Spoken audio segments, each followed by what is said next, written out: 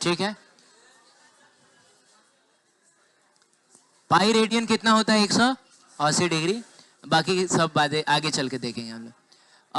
Acceleration का कुछ है कि 9.8 है तो सेंटीमीटर में कितना होगा, चाहे फुट में कितना होता है।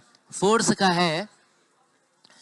का है न्यूटन। न्यूटन का 10⁵ डाइन होता है और उतना पाउंडल होता है। पाउंडलवा एकदम इंपॉर्टेंट नहीं है, वो याद मत करना, मेमोरी भर जाएगा बिना मतलब। अच्छा, एक फोर्स के यूनिट का मैं अभी जिक्र करूंगा।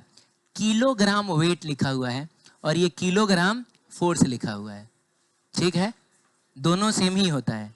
इसके बारे में मैं थोड़ा आपको बताना चाहूंगा, सुनिएगा ध्यान से।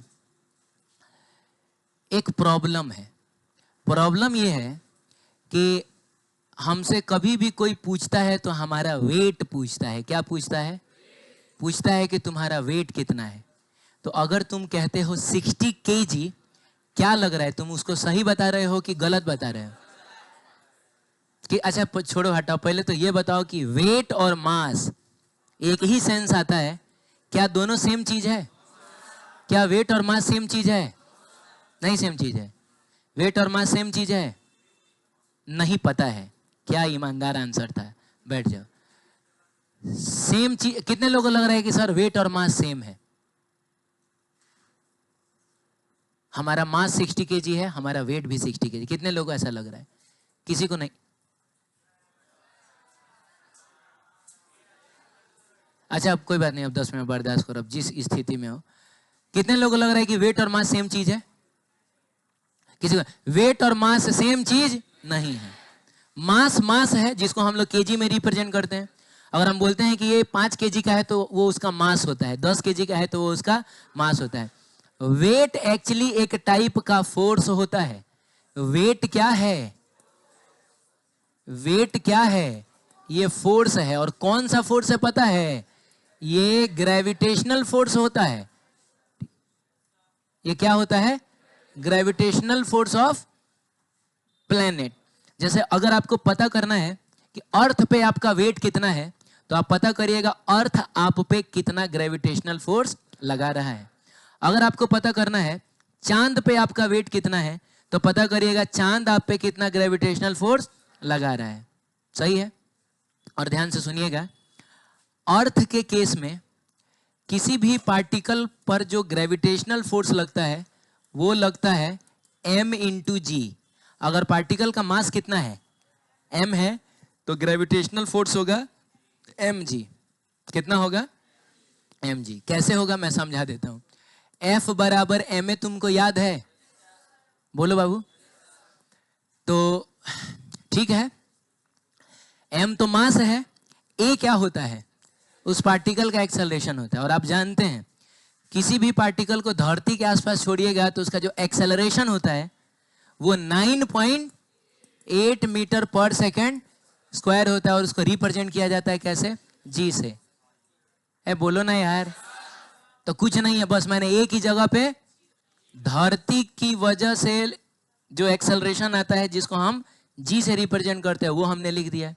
तो एकदम इसको याद रखना, कभी भी तुमसे पूछा जाए किसी एम मास के ऑब्जेक्ट पे धरती का ग्रेविटेशनल फोर्स कितना लगता है, क्या बताओगे? क्या बताओगे?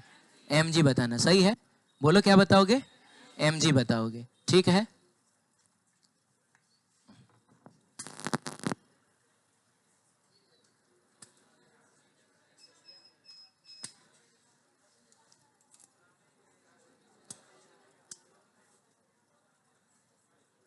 से फायदा तो नहीं है।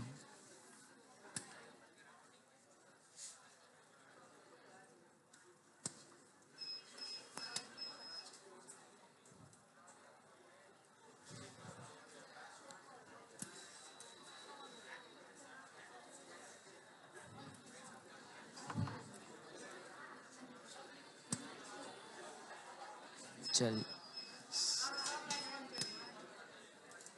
अच्छा रहने तो 10 मिनट, थोड़ा सा तो कम से कम। हाँ इधर देखो, एकदम कॉन्सेंट्रेट होकर इधर देखिए। बहुत इंपॉर्टेंट चीज हम देखने जा रहे हैं। जिंदगी का बहुत बड़ा सीख आपको मिलेगा यहाँ से। बताइए किसी एम मास के ऑब्जेक्ट पे धरती का ग्रेविटेशनल फोर्स, उठाओ उसको। ऐसे ही बुद्धि बटा रहा होगा तो सो ही होगी। हाँ मैं कह रहा था किसी m मास के ऑब्जेक्ट पे धरती का ग्रेविटेशनल फोर्स कितना लगता है? m इंटू जी। क्लियर है? g की वैल्यू होती है 9.8 मीटर पर सेकंड स्क्वायर, या लगभग हम इसको कहते हैं 10 मीटर पर सेकंड स्क्वायर।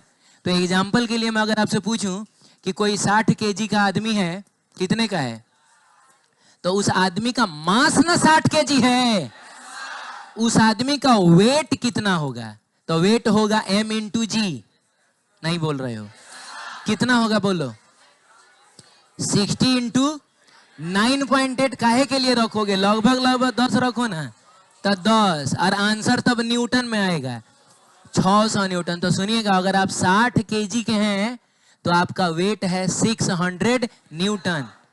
तो आज के बाद से आपसे आपका कोई वेट पूछेगा, बोलेगा बताओ तुम कितने, तुम्हारा वेट कितना है, तो तुम उसको 60 केजी बताओगे? नहीं, उसको बताना कि मेरा वेट है 600 न्यूटन। अभी सामने वाले को कुछ समझ में नहीं आएगा, उसको लगेगा कि ढेर पढ़ के पगला गया है, ये नाम कटवा देगा तुम्हारा। बात समझ रहे हो?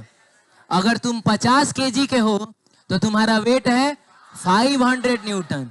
तुम अगर 10 केजी के थे, देखो ऐसा नहीं है कि हो नहीं, तो कभी थे भी नहीं, थे ना, 2 साल 3 साल के होगे 10 केजी के, तो तुम थे 100 न्यूटन के, तुम्हारा वेट था 100 न्यूटन। अब यहाँ एक बहुत भयंकर प्रॉब्लम आ रहा है, किसी ने हमसे हमारा वेट पूछा है, तो अगर हम 60 केजी बताएंगे तो गलत बता रहे हैं, ऊपर हमारे खाते में पाप लिखा जाएगा कि पूछ रहा है वेट, आई बता रहा है मास, झूठ बोल रहा है, पाप लिखो, इसको नरक में भेजो। अरे पढ़ लिख के अगर आप गलत बताइएगा तो नरक में ही ना जगह मिलेगा, तो हमको तो नरक में भी नहीं जाना है। और अगर हम 600 न्यूटन बता देंगे, सामने वाले को समझ में नहीं आएगा, तो प्रॉब्लम आ गया कि नहीं? झूठ हम बोल नहीं सकते हैं, सच बोलेंगे तो सामने वाले को समझ में नहीं आएगा। लोगों ने कहा तब इसके लिए एक उपाय लगाया जाए, और फोर्स का एक नया यूनिट बनाया गया सिर्फ इस प्रॉब्लम को सॉल्व करने के लिए, और वो यूनिट था किलोग्राम वेट, चाहे हम इसको किलोग्राम फोर्स भी बोलते हैं। अरे बोलो ना। हाँ, अब सुनो ध्यान से, 1 किलोग्राम वेट या 1 किलोग्राम फोर्स जो होता है बच्चों, वो होता है 9.8 न्यूटन के बराबर। कितना होता है? माने दोनों सेम ही चीज है, अरे वेट भी तो फोर्स ही ना होता है। अच्छा है, लगभग में हम इसको क्या बोल सकते हैं?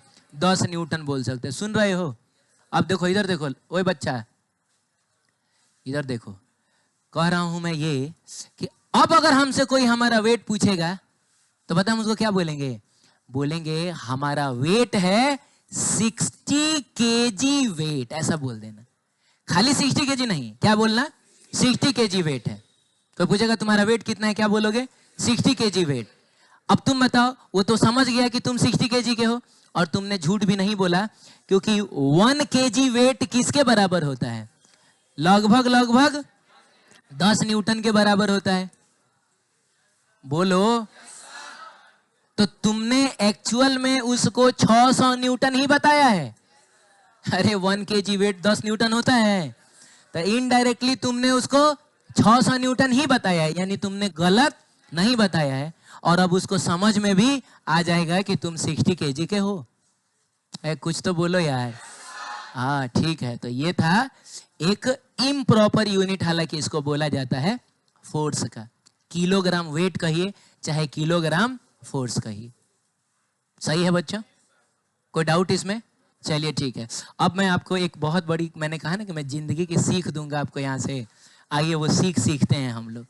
1 kgf, किलोग्राम फोर्स लिखा हुआ है, 1 kgf कितना न्यूटन होता है? 9.8 न्यूटन। अरे अभी ना मैंने बोला 1 किलोग्राम फोर्स कितना न्यूटन होता है? 9.8 न्यूटन होता है। चलिए काम करते हैं, किलो की जगह पे हम लोग लिखते हैं 10 to the power 3, तो ये हो गया GF बराबर 9.8, और न्यूटन की जगह पे हम लोग 10 to the power 5 डाइन लिख सकते हैं। सही है? अरे अभी रुको, अब ये 10 to the power 3 से ये कटेगा तो 10 to the power 2 आएगा। 10 to the power 2 का मतलब 100 होता है। तो देखो बच्चों 1G 980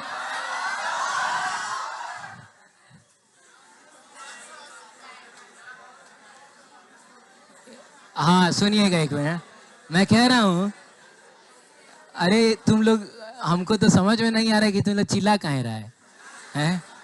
मैं कह रहा हूँ कि एक जीएफ जो है वो 980 डाइन के बराबर हो, नहीं नहीं होती नहीं है, होता है, ठीक है, सही है। हाँ तो इसीलिए जो है आप लोग जो है यहाँ से सीख लीजिए बढ़िया से, आगे चल के काम आएगा, ठीक है, सही है। चलो आगे बढ़ें। अच्छा इसमें कुछ लिखना है क्या? इसमें कुछ लिखना है आपको? हाँ ठीक है, बहुत ज्यादा इंपॉर्टेंट नहीं है, माने पढ़ाई लिखाई में उतना ज्यादा इंपॉर्टेंट नहीं होगा ये। चलो ठीक है आगे बढ़ते हैं। तो ये चीज है, लिखा भी हुआ है, यहाँ भी लिखा हुआ है, ठीक है। बाकी प्रेशर है, हाँ तो प्रेशर में यूनिट पास्कल होता है और न्यूटन पर मीटर स्क्वायर, ये सब डाइन वाइन सब रहेगा। बार, एटीएम, टॉर्क, ये सब जब हम लोग आगे चल के वही फ्लूइड मैकेनिक्स वगैरह पढ़ेंगे ना, तो वहाँ पे हम ये सारा कन्वर्जन देखेंगे। इंपॉर्टेंट सब है लेकिन हम लोग वहीं पे देख लेंगे, ठीक है।